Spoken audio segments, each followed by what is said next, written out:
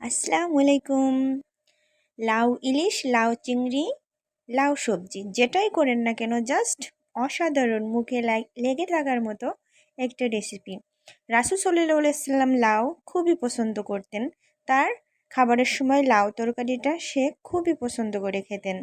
আপনি কি জানেন 50,000 বছর আগে আপনার তাকদীর লেখা হয়ে গেছে।